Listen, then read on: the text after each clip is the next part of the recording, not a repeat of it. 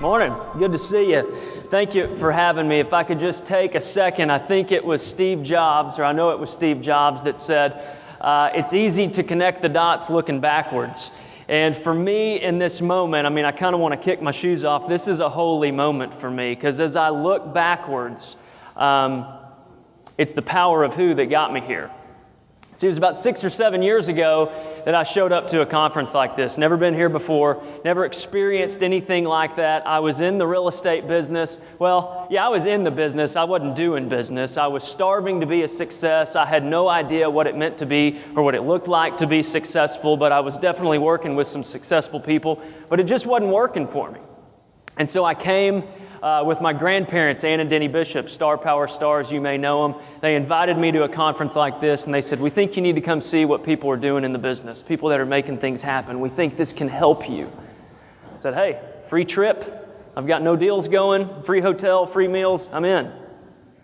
Came to the conference, signed up. The energy was good. The doors were locked. The conference was about to begin. The doors open. Everybody runs in and takes their seats. I quickly find out there's assigned seatings at these things. You know, wherever you sit the first time is where you sit the entire time. And then out of nowhere, I hear ZZ Top LaGrange. Now, some of y'all may not be rock and roll fans or rock and roll buffs, but I'll give you a little snippet of it. It's the now. That's that song. Okay? And this guy comes running out from back of the curtains, and he has the most righteous amount of armpit sweat I've ever seen. And he begins to do what I believe the first time I had ever actually seen in motion the hokey pokey. He's doing this, and then I look around and you are doing it, but back at each other. And for a moment I stop, I pause, and I'm not kidding you, I look up and I say to myself, is college really over? And then the man begins to speak. And we all know that guy was Howard Brinton. And for the first time in my life, he spoke about business in a way that I had never thought about it before. He started to ask you guys and people that he was interviewing and people on stage, so why do you do what you do? And is this the way you're choosing to change the world? And see, for me, real estate at that time was just a transaction that got $1 that could help me get engaged and buy a wedding ring. But what Howard Brinton convinced me was that it was a much bigger thing than this, that it could be my avenue, it could be my means, it could be my medium for sharing something, expressing myself, and changing the world. So I know the legends that have graced this stage, and I know that it is not a small deal for me to be here. I'm honored and I'm humbled to get to share with you today, so thank you. I come from Texas. You can probably tell in the diction of my voice, I'm not from around these parts. Wichita Falls, our claim to fame. We're the biggest city between Dallas and Oklahoma City. In 2005, CNN named us the most average city in America. That's something to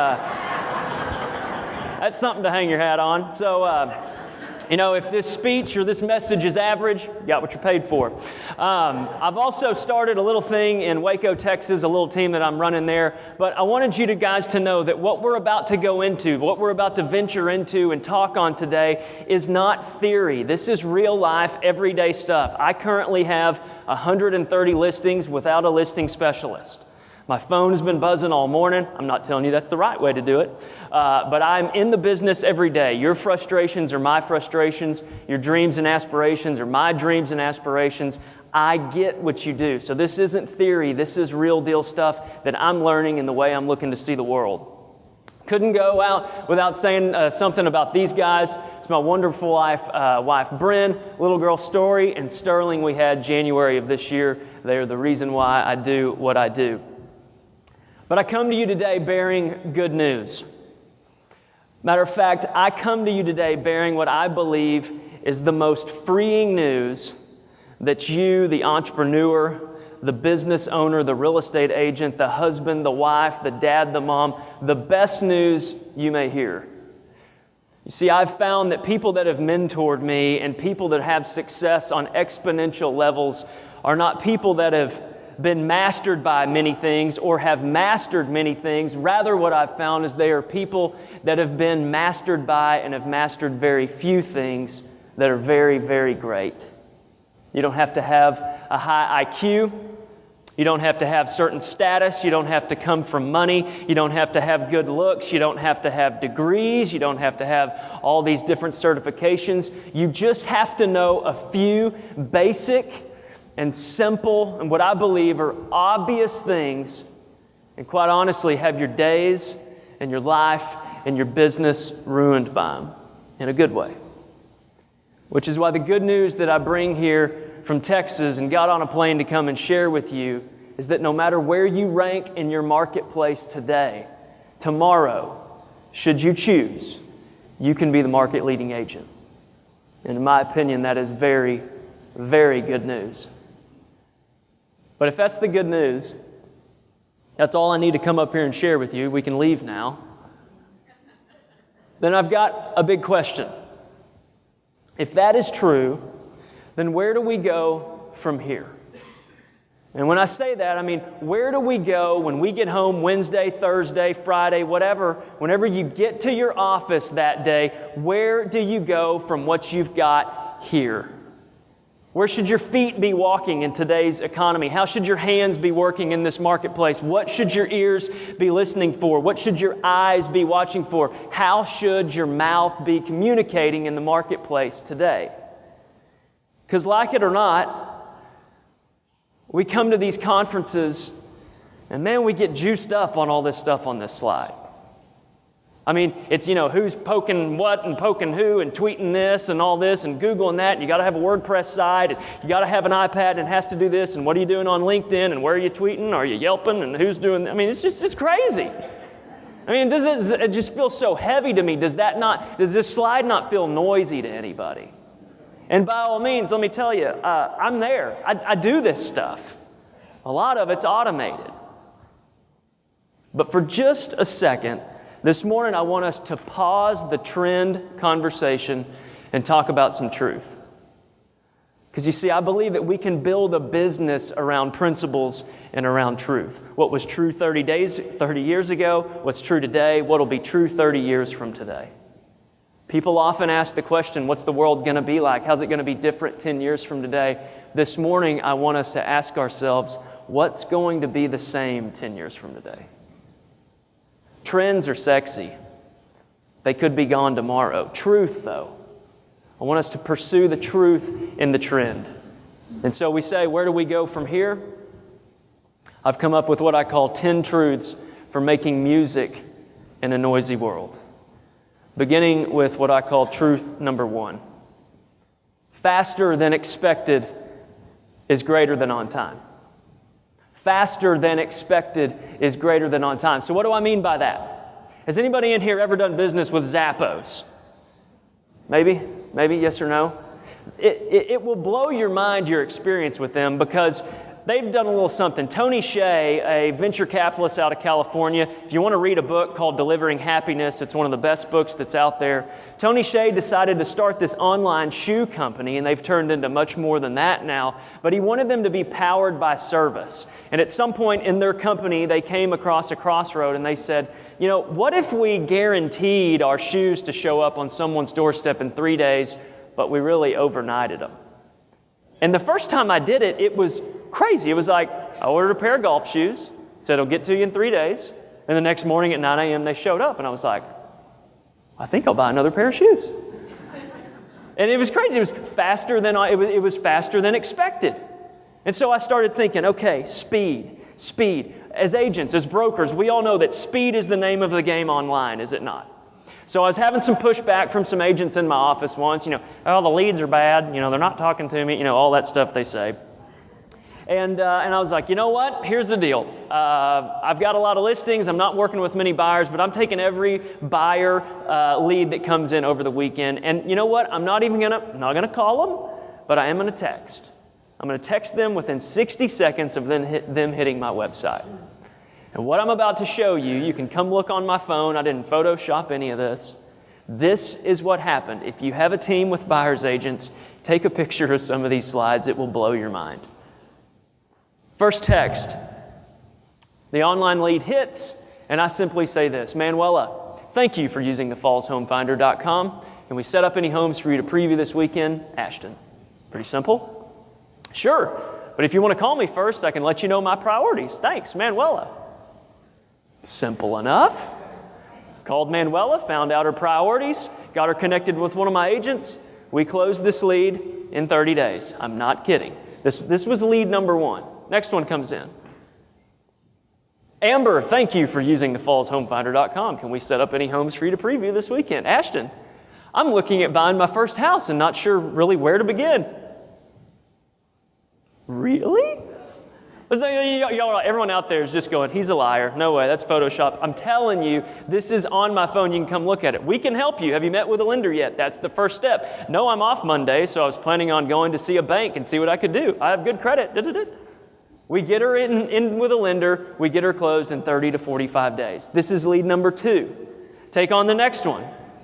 May we set up a time for you to preview homes this weekend? Please let me know. We're here to help. I just thought I'd spice it up a little bit. We're here to help.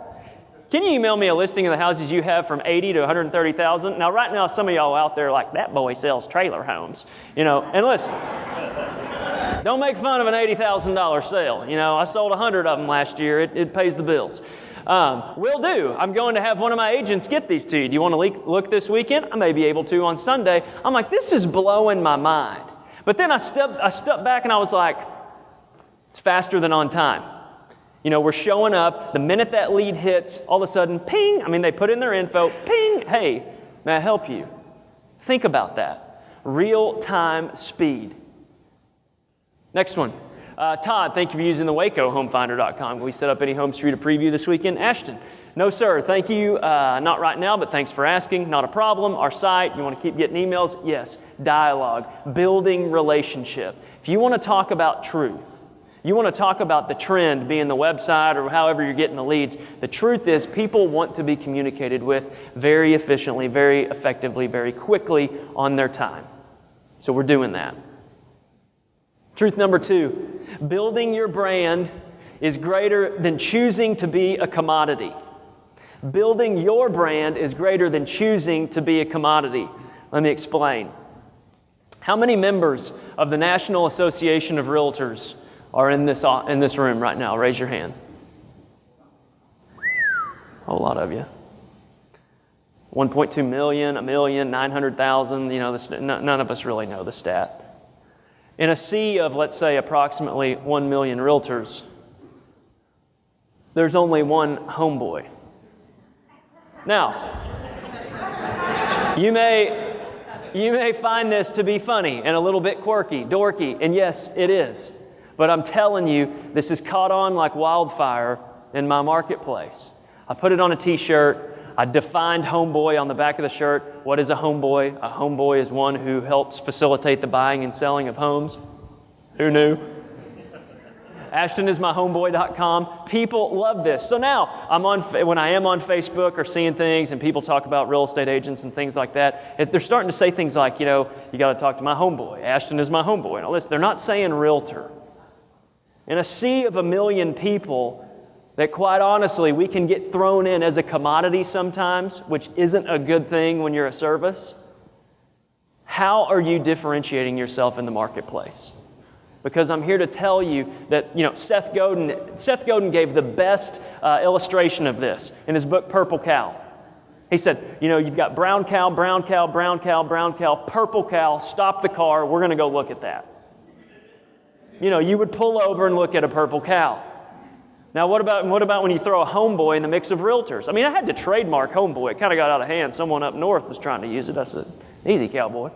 And anyway, so we did that. But, my point that I'm trying to make to you is, how are you showing up differently than the next guy? Because if your gig is, we do a virtual tour, we put you in MLS, we put a sign out, and we'll hold an open house, that ain't going to cut it anymore.